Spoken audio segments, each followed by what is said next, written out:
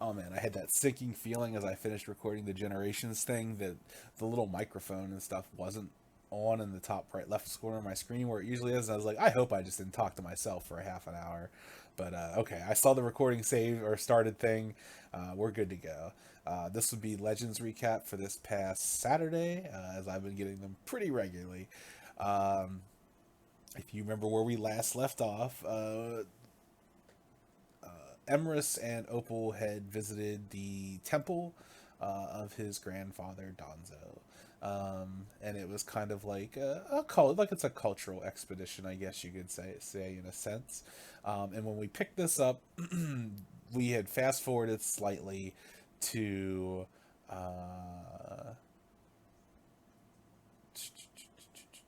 was that where we started?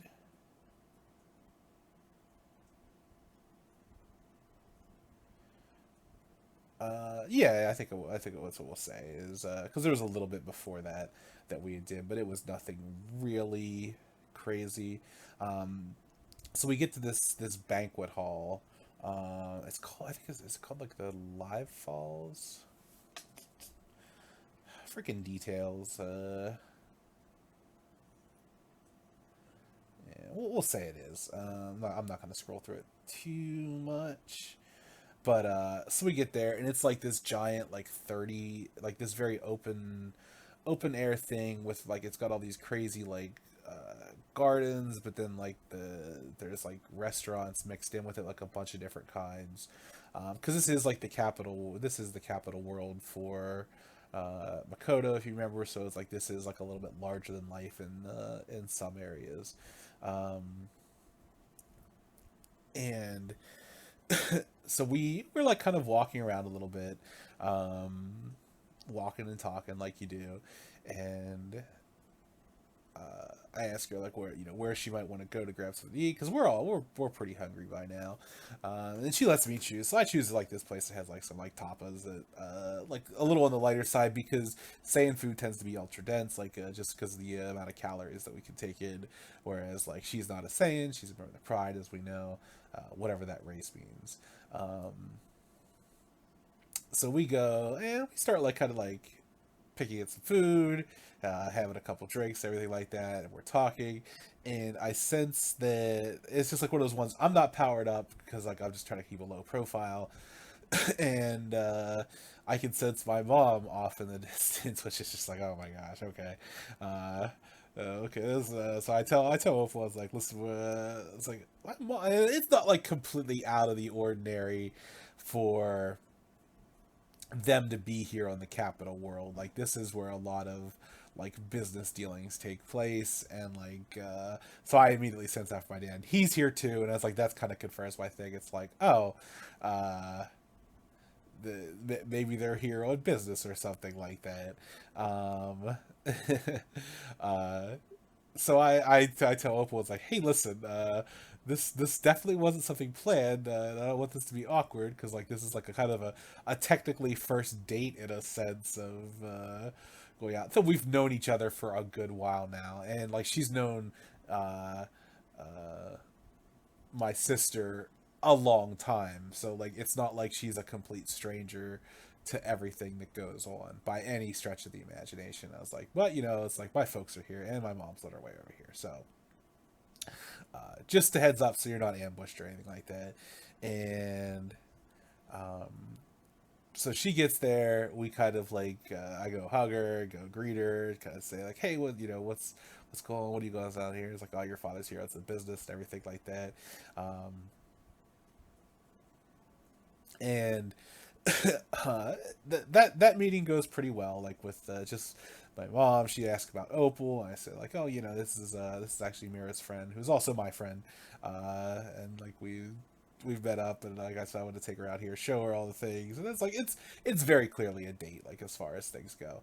And then my dad comes over, and I understand my dad's thing a little bit better in retrospect. My dad is very uh, he's like in second of Zuru, which is just like in its own like level of I don't want to say showmanship, but like just kind of attention grabbing kind of thing. Like that's a very rare form to have. Like I said, even out here, like there's you know a bunch, not a lot, but like there's a bunch of twos, some threes, like that kind of thing, and it's just like, oh, like they have a second zero right around, and it's also like one of the Tri-Blade brothers in Makoto's system, like Makoto's technically like his right hand man, uh, the leader of the system being out there.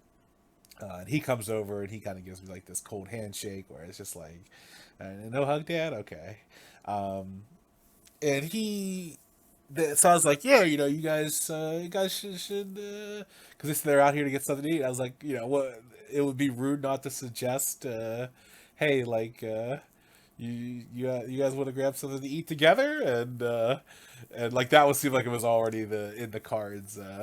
And my dad is like waves someone over and gets them to like bring out like this he says like they have the chef prepare something special for us or something like to that effect. And it's like, oh geez, like Everest is out here like keeping a low profile, and his dad is just not all about that. But his dad is also like, he's like very cold, very, he's not like, he, I would say prickly, but he was a little prickly. And just kind of like jumping ahead here so I can explain what I was talking about earlier. I come to find out, I think that my mom was like, I don't want to say keeping tabs on me, but like maybe somewhere or another, because like my ship came through and that they found out that I was basically Hashion's son and everything like that, and because like my ship is very destructive, like as far as like fighting potential, so like something like that has to get flagged when it enters the atmosphere. And so I think what had happened was somewhere or another it popped up that like, oh, Empress is on Rand, but like I hadn't told them anything, so like there was kind of a curiosity there. Maybe like I don't know how much they looked into it. My mom did, but I guess she was kind of curious. Maybe she wanted to see me. Maybe she wanted to see what I was up to. Maybe I don't know how much intel she got, but I think she drug my dad along, and maybe that's why he was so upset. Like that hopefully because like we had left on a little bit better terms, but this time he was definitely a bit like prickly. Um, so he was doing that. He was getting like a special meal prepared and everything, and like there was already some awkwardness. And he hates the Crescent Moon, which is the organization that Opal works for, because it's also the situation or the not situation, the organization my sister works for, because they work together, obviously. Um, and he doesn't hate them, but he does not like them as far as things go, and he doesn't like that like Mira works for them. So there's a bit of a prickly conversation that exists there, and like I kind of like pour him a drink and like slide it over like on the not so sly side, like loosen up a little bit, dad, like yeah. And um so there's that conversation that's going on, like it's kind of back and forth. Like I try to like help Mira, help Opal out where I can. It's just not like sitting there quiet across the thing, and, just give it little support as my dad grills her and my mom tries to like pull my dad off on a leash. Uh, Kind of thing. It's like, yeah, like I'm not even like Super Saiyan 2. Like I can't even like look like remotely hard at my dad. He's like a 4 right now, or I'm sorry, he's like a 0. It's just, uh, he's it's just like he's one of those everything people. It's like, what am I gonna do? Like, hey, dad, relax. Uh, so I have to do it subtly of like pouring everyone a drink and slide over to my dad like, hey, dad, have a drink, relax a little bit. Then out of nowhere, Uncle Tosh shows up, and I was like, "Oh my gosh!" Uh, so like, there's the introductions around again, and Tosh is like leaning over my dad's shoulder, like picking stuff off his plate, which is annoying to most people, let alone I'm sure my dad. It's uh, just like making things worse for sure. But he happened to be in the area, I guess, and obviously he sensed my dad out there and came to see what he was up to. And I was like, oh, awesome. Because, like, Uncle Tosh and, like, I are, I would say close. Because, like, we still don't get to see each other that much. But it's just like, he has a lot more of a familial uh, bond going. Not that my dad and I don't, but it's just like, he's like the cool uncle, I guess, is what you would say.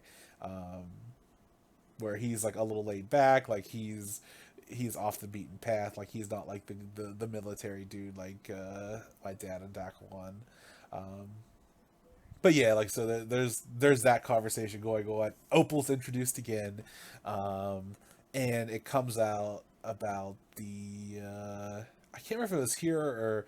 Okay, so spoiler alert: Makoto shows up too, because I'm guessing two of his brothers here was enough to get his attention, and I can't remember if this happened before or after he had showed up. But it comes out that like Opal was a member of the Pride, and that she was one of the Wakefall planets that was brought into the Arcane Saiyan Empire, and that they both of them know that world was destroyed. I think Tosh knows for sure that world was destroyed, and I'm sitting there thinking like, just please don't let Tosh be the one who destroyed it, because like that was my fear last time. Was that was something I missed a little bit earlier, that we had talked about like the distractions and everything like that, and she was like please understand like it's nothing that you did, because like my thought wasn't that I did something, it was more that my people, or specifically my family, might have been in some way responsible for the destruction of her world. Because that was my take from running into that dude, who I later found out his name is Conrad. The dude she was talking to at the temple before when I met Balsa, his name is Conrad, which we'll find out later. Because he comes back. Of course he does. Should have killed him. Should have killed him when I first saw him. And then we wouldn't have coming back. As we've learned.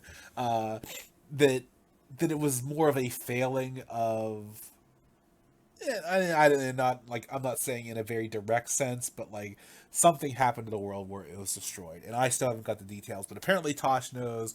Apparently my dad knows about it, because he knows about all that kind of military stuff. But like Tosh kind of says it's a tragedy, and Hashin is like, yeah, we know we need to be protecting like the worlds like that, and it was a failing on our part, and we have our kind of condolences and everything like that. So it's kind of like a somber moment. I think Makoto was there for that. Anyway, we'll say like the last big thing is like there's this big commotion and Uncle Makoto shows up. So at this point, like Emrys is sweating bullets, because it's just like, oh shoot, is this an intervention? That because like I'm trying to figure out why everyone's here. At first I was thinking like, oh, maybe my mom wanted to like see what I was up to and keep tabs on me a little bit, see who I was dating and everything. But now I'm thinking, oh shoot, this has to do with the thing that when we were dealing with Elder's Bane, the dude Bane, who Makoto fought and didn't kill, but died after the fight because someone assassinated him. And Makoto's out there, like way outside the systems, doing dealings with this dude, who I can go back in the notes and find his name, but I'm not going to, just because I have the notes, but we're not going to put it on pause that long to find it. He's out there doing dealings with this dude, and like he said, like they're friendly, but like not friends, like they're maybe more of like a business kind of thing.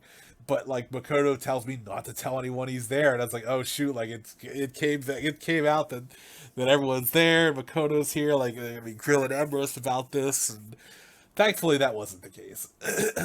Makoto was just there to like kind of see, and I was like, oh man, like when's the last time the Tri-Blade brothers have been together like this?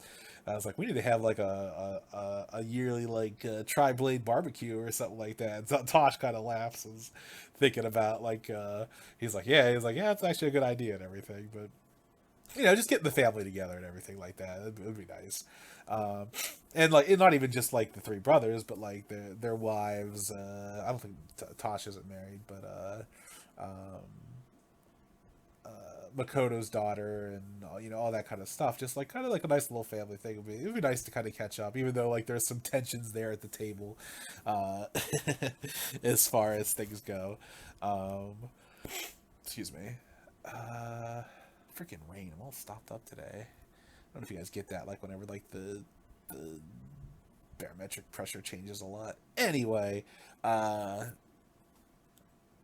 the dinner goes on, and like I said, that might have been where we were talking about Opal saying the condolences, and then like Uncle Tosh kind of cuts the tension a little bit, and then we talk about like Dakuon hitting Super Saiyan 3, which again, like he's still very young to be able to do that, and they talk about like the people that he took down with Otsuhime, and because Tosh apparently wanted to be the one that killed him, just because they apparently had history, but he said, I guess it's good to keep it in the family.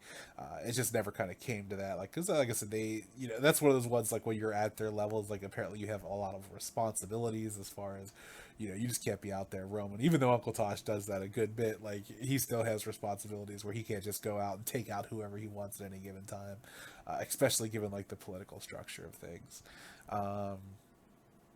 So the rest of the dinner goes by a little bit better, just because a less like there's less people being introduced to Opal and like grilling her on questions. Not grilling her so much, but just like asking her a lot of questions and everything like that.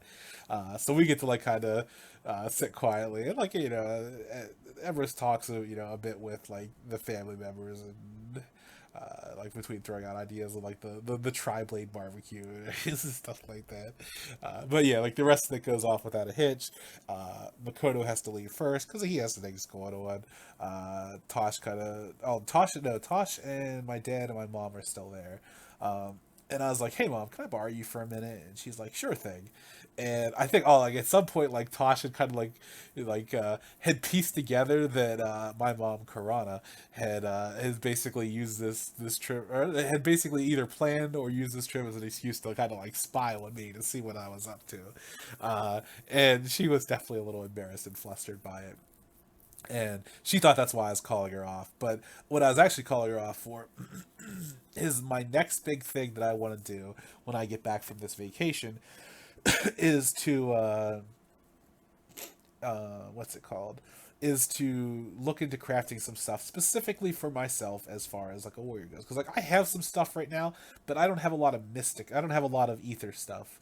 Uh, like I don't have an ether weapon. I don't have like the only thing I think ether I have right now is just those coins I created when I was working for Lane of Lore.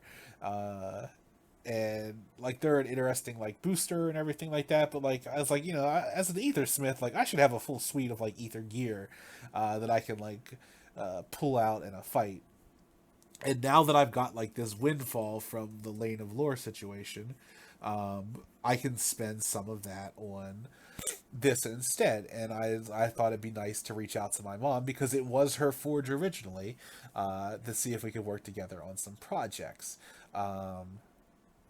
And she was elated, like she was, and she had said that like she had considered about like reaching out to me so many times that she kind of like not cursed herself, but like she had like kind of like a little disappointed. She had went to reach out, and she's like, no, like Emerson needs to live his own life, like give him space and everything like that. And I was like, I kind of was like, no, like I was like, if you ever want to come out, I was like, just let me know. And like you're always more than welcome to like come visit, come see the shop, like even come hang out or anything like that. Like I have a pretty good relationship with my mom. She did give me the forge. It's just like if you ever like want to like come out and see the projects I'm working on, like please like feel free to like come out and visit. uh yeah, so like there was that. um I was like telling her a little bit about the staff I made, because like that was something I'd brought up in conversation, is like we were talking about like going to see the temple of my grandfather, and like how I don't know as much about him as I might have liked, but like kind of the training, the schools they have out there, and how I met one of my former customers. And Karana, my mom, was saying like how, yeah, like after she would like make something for someone, it seemed like that a lot of times like you were like intertwined in some way, like you would cross their paths, or again, like you would see them somehow. And it was interesting the way that worked out. But I told her a little about the staff, just because like she likes to hear about that kind of stuff, like projects I made and things of that nature. But yeah, like that was the big thing. Um, Also, like the takeaway from this dinner was there's like, I guess like a bit of an expectation too, as far as like my my standing in our society is, I guess it's like Dakuan's probably expected to settle down with another saint and kind of carry that lineage, where it's like, because I'm like third in line, like I might have like a little more freedom, but like still like going out there and like dating a popper like might not be the best thing. But it's like there are certain expectations. So like dating Oval might come with a couple complications. I'm not sure that it will yet, just because of the way things are. But yeah, that was definitely something that was kind of brought to my attention. Uh, Kind of like I said, not exactly like a medieval society, but like there is that kind of, because of the houses and the political significance behind them. It's like just at this point, like the thing with Oval might have to be more for fun than anything else, which at that point that's what it still is, so I'm not complaining. But it's just like kind of something to keep in the back of one's mind. Dinner wraps up. I left Opal with Uncle Tosh. He was like in the best hands to be left in. I think my dad had to head off to do some business as well. um, uh, Makoto was awesome. He's larger than life. Like he's I think like the DM described him as like a very Robert Baratheon type, where it's like he could be like very good natured to be around, like in the party, like with friends and everything. A little less salty than Robert was. But just like definitely that like cross between someone who's a very fierce warrior, especially whenever he was in his, we'll call it his prime, even though he's still pretty nasty. And then like now he's definitely a bit older and everything like that, but like still very much in fighting shape because he took that Elder Spain dude. Um, anyway, that had all winded down, and uh, I think we kind of fast forwarded to the next day where we were going to that festival for Silver the Great, and there's like millions of people there. I think there's like 2 million, and there was like many more aliens there, uh, and I kind of get like the rundown of what happens, and like you get like this offering of your this energy, and people who can't project energy gets this wrist that does it, and there's this giant rumbling. The serpent comes out. It's a Shenron looking dragon, um, and yeah, it's like you offer up a portion of your energy, and like the dragon like kind of takes it in, consumes it, we'll say, and like it's kind of like like I said, like a religious offering in a sense. Though it's like there's a very real, tangible being up there that's flying around. But yeah, it's like this like I guess like I said like a larger than life spectacle and everything like that.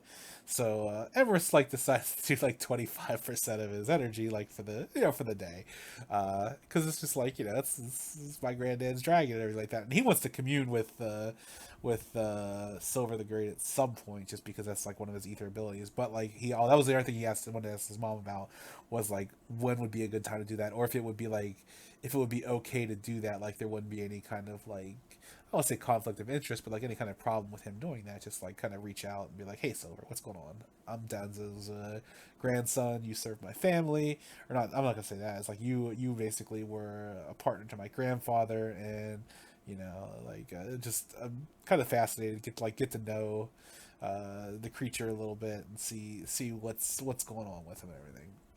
So anyway, Emrys does like the 25%, which is an immense amount of energy. I think I summoned 25 pillars just because it's very difficult to like contain a blast that way. But like all of a sudden I start like attracting all these guards and everything like that because like that's 25 pillars is enough to like reshape the entire environment of everything around me. Like it's an immense amount of destructive energy.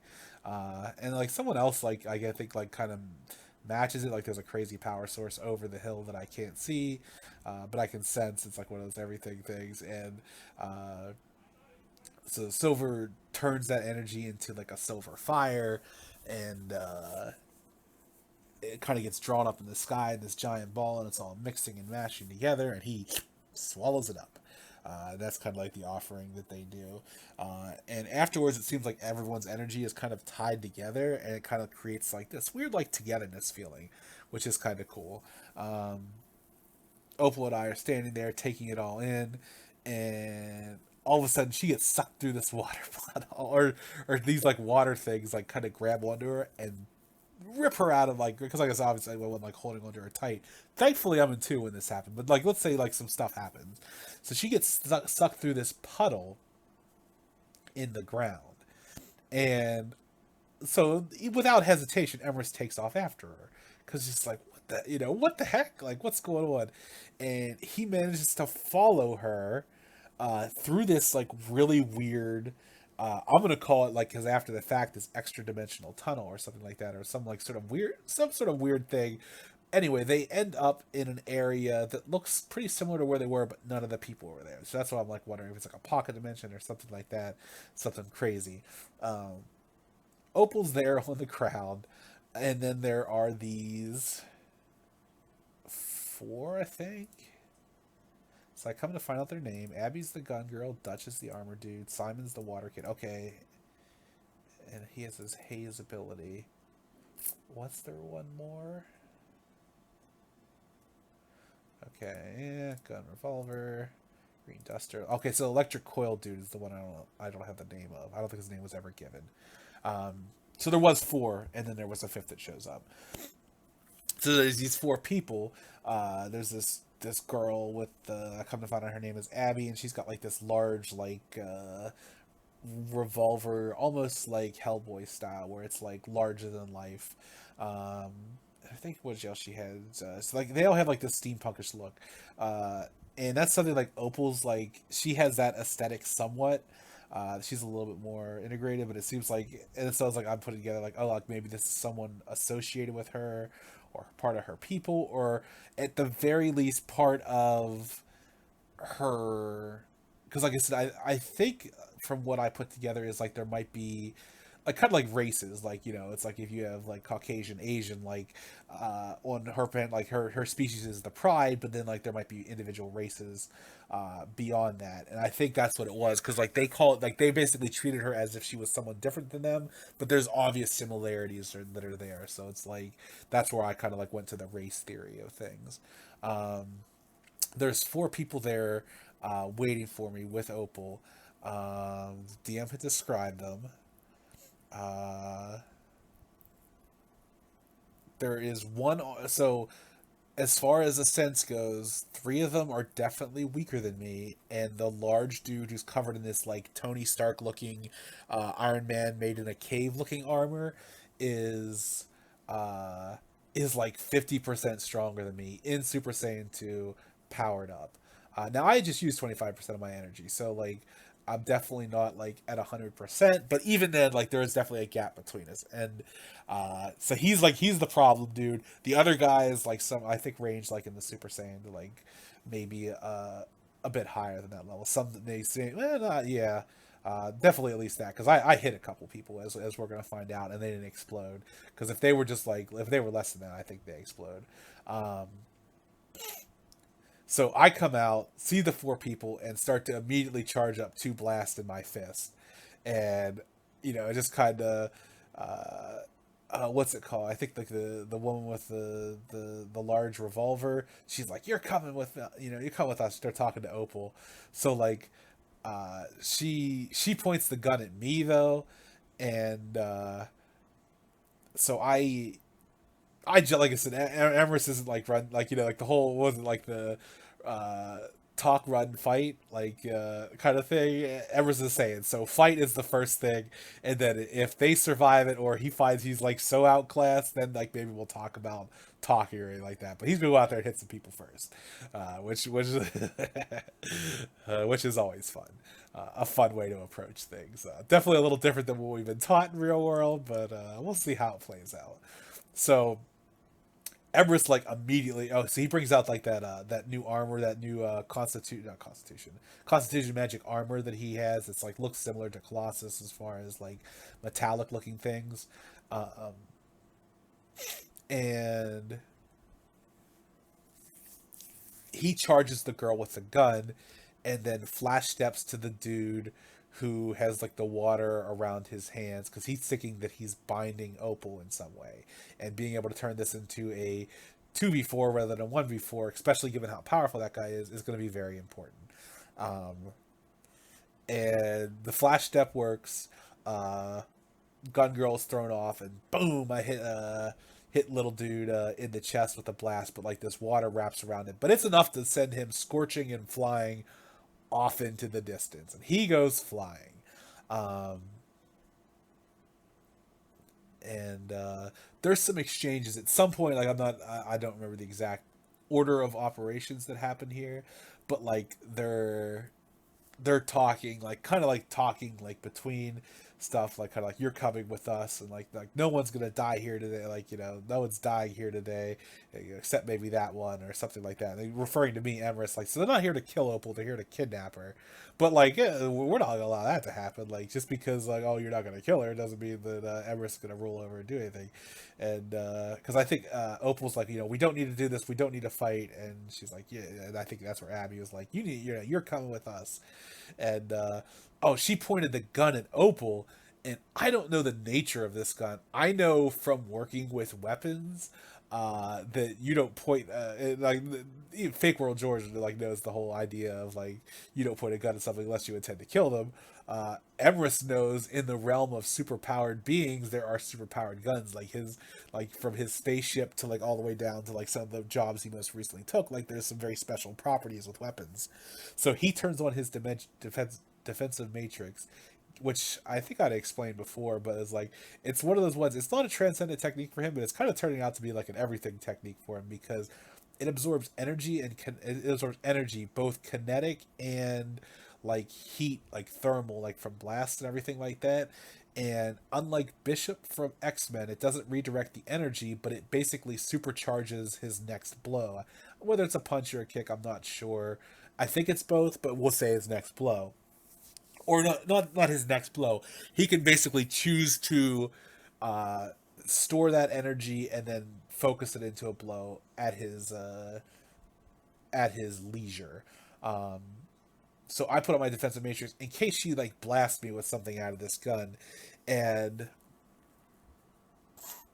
I basically charge her, and I get there, or before I get there, the dude who's more powerful, the armored dude, uh, grabs my wrist and kind of like blocks me, and like we're kind of like flying away a bit, just from like the speed that I was moving because I'm very fast compared to them. Like I said, that's one of those ones like that's interesting as far as the power scaling in Legends is like just because someone's more powerful than you doesn't mean that they exist on a level beyond you in every aspect. Now there is a good chance that they're more powerful than you. There is something that they have that is going to like completely surpass you.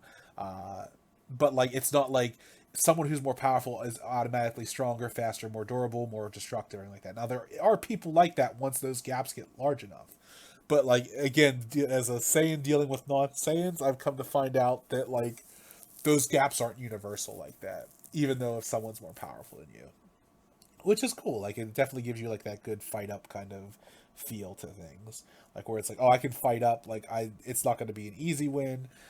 It can certainly be a loss. Like it's not a guaranteed win. I guess is the other thing, but it's also not a guaranteed loss. Whereas like sometimes I feel like it's just like, oh man, like what am I supposed to do here? But I guess that's also part of like making a warrior type character, which who knows since the last time I've done that. He grabs me and he gives me this vicious headbutt. The DM started to describe it, and I was like, "Oh, wait, hold on, DM." Because like I guess it was like one, it would have completely knocked me out if I didn't have my the extra armor layer up. And I was like, "Well, DM, what about the defensive matrix?" Because I had charged it. And he's like, "Oh yeah, I guess that would still be up." And he's like, "Well, does that do kinetic?" And I was like, "You told." I was like, I didn't think it did. You were the one that told me it did after the fact. I was like, he's like, "Okay, well, there we go." So I was like, "Sweet," and I basically took it in stride, which I was like, "Man, that freaking Matrix is everything." Like getting able to absorb a blow like that. So basically, what it looks like is like those things you used to see in Spencer's, where those little electro orbs, where you put your hand on it and like the electric currents kind of do it. But it's like I said, whatever it is, like I think my body can still take the hit. Like it's not like a little sphere that actually protects me, but like those like little electric things, like kind of absorb the energy and then get to redirect it.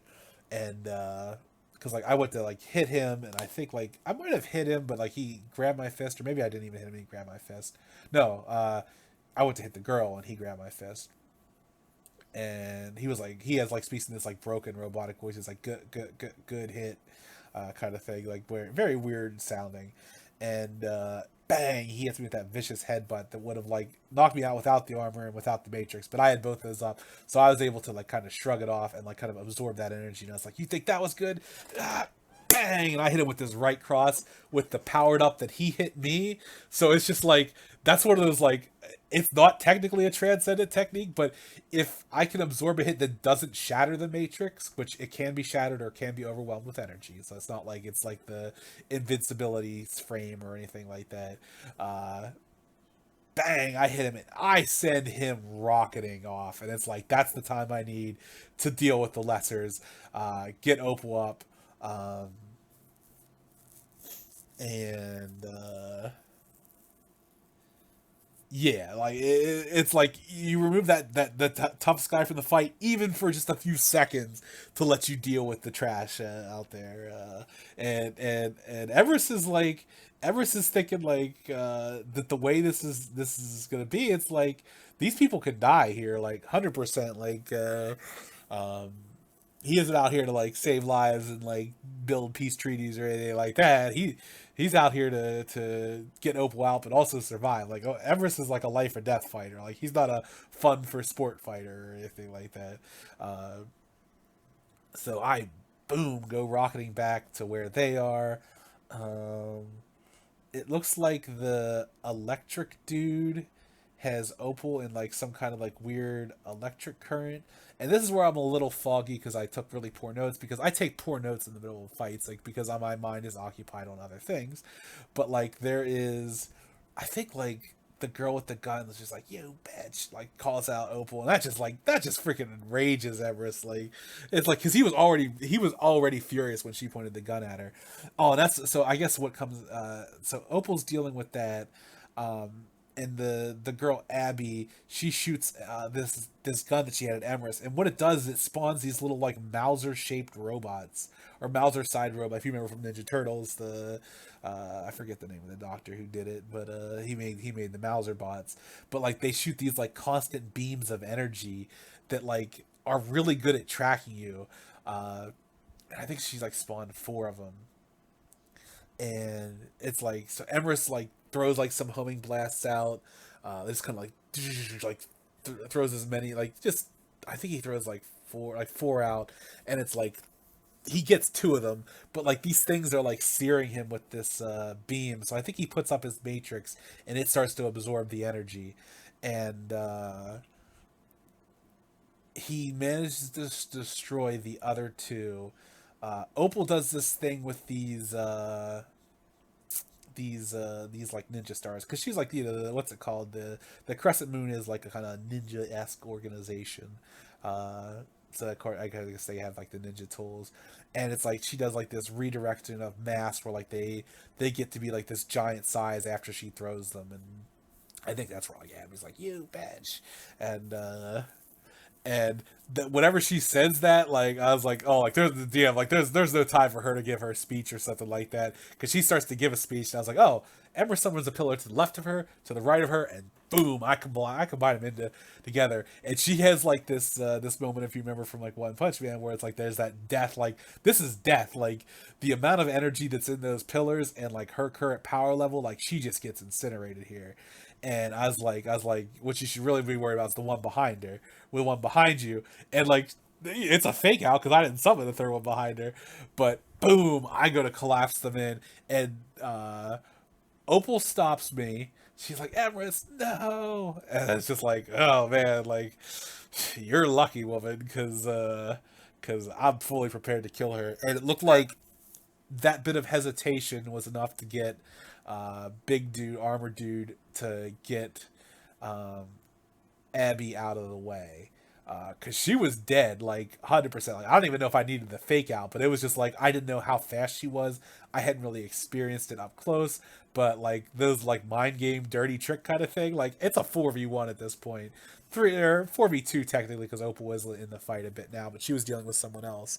So Emrys is at least in a 3v1 with people he doesn't know what their abilities are, and doesn't know the extent of the powers, but he does know someone is significantly stronger than him.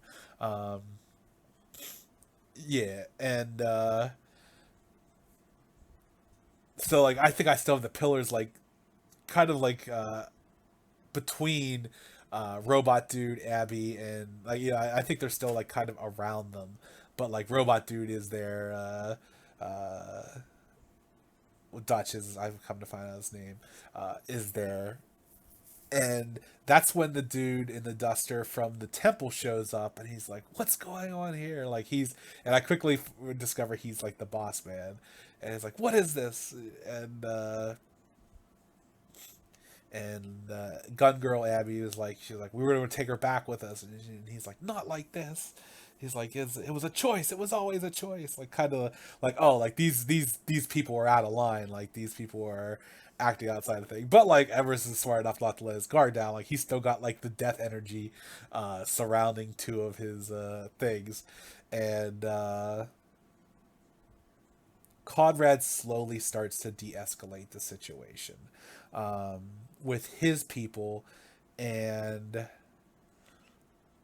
it's like from the start, like there was never any like hesitation or anything like that from his, that they were in the wrong, and that it wasn't, that was never his intention. Like his intention was, and like I said, from what I put together, like they're of the same planet. I know they're a very much endangered species, and they feel like that they need Opal to come back with them to like help out in some way or another. I don't know what to exactly what extent it is, but like it seems like she's kind of like in that similar vein to Emrys, but very different situations where she's got like responsibilities to her people, especially like Emrys is like because of his significance within the family and what their family does, whereas her is like more as the endangered species angle or aspect. Another reason they can be like star-crossed lovers and all that good stuff. Um, so there's that exchange that's going on. I come to find out her name, like Abby's the gun girl, Dutch is the armor dude. Never know the guy who has like the Frankenstein electric coils on him, and Simon is the water kid. Simon finally comes back. He has this ability called Haze, and like that's what like was giving us like this little pocket dimension. And he eventually drops it. They did move us away from the Festo a little bit, but it looked just kind of like a similar area. And Emrys like reluctantly uh, disperses the two death pillars, just as a kind of a nature of good faith, because everyone else had let down their guard at this point. It's like, okay, it's like, listen, you guys want some, I'll kill you all. It's just like one of those ones like the only reason like Abby was still alive is because Opal stopped Everest, because like Everest was 100% ready to give like that death blow to her with the pillars. And like I said, the DM said I wasn't exactly sure if Armor Dude would have made it there in time, but like there's a possibility he would, a possibility he wouldn't. Either way, both of them were getting messed up from the explosion of that. Like whether or not it was an absolute death blow, or she spends the rest of her life without a leg or something like that, or an arm, or maybe both. Both of those are very real possibilities. Um, and Conrad basically says like, like you guys get out of here, like kind of like disgusted with his people that they would do this, they would attempt to kidnap her, as opposed like, because like they had, what I had observed is they just had like a bit of a heated conversation before, whereas apparently they were not in agreement with what one or the other wanted. Whereas like this was definitely something very different. And Conrad puts Abby in this timeout thing where he puts her in this little time bubble and sends her off because, or no, I think he like strips something away from her by doing it. He didn't send her off. He has like definitely some weird technique to him, which I don't understand. Which is another one of those ones that's like Everest is definitely on his guard, because like there's people like Armored Dude, he gets his technique. Abby Gun Girl, we understand that her gun summons these little mouser bots. Simon like has the teleportation or like the weird technique, but he also has the haze technique where you like there's something that felt off about the air or the atmosphere around me, and that was what I was sensing. Uh, Electric Dude had some weird electric powers, and then Conrad's is definitely a bit more of a mystery as to what he does. But um, he says, can we talk? He's like, so Everest was fight. This guy was like, okay, maybe we should like exercise the talk thing, because they obviously weren't succeeding with capture, because Everest was going to kill everybody there.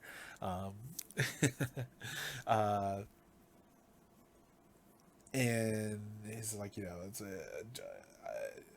I know like a local watering hole we can get a drink at. And she says, better be a great drink. He's like, well, it's like it's free because it's on me. He's like, that's the best I got for you. I just remember that line. I thought it was pretty funny. And basically, she said that if he's gonna talk, it's gonna be with me there. And she's like, "Do you trust him?" And she's like, "Yes." So I was like, "Yeah, I guess I'm getting brought in on this," and that's where I was put on pause. We're gonna go off with Conrad. We're gonna see what this is all about. I have some theories about what it's about, which I pretty much realized that they're either part of like the Pride, but like a sub race of it, like not a subspecies, but a sub race. And like Opal has like some sort of maybe not responsibility, but like people feel that there's a responsibility there on her part to do something to help either rebuild her race or do something like that. Like especially I can't imagine like them being drilled with the fact that she's out here with a Saiyan rather than like one of her own kind, like just by the nature of the thing. So it's like that's definitely something that's heavy to tackle. But we'll see what happens next time on the next exciting episode of Legends this Saturday. All right.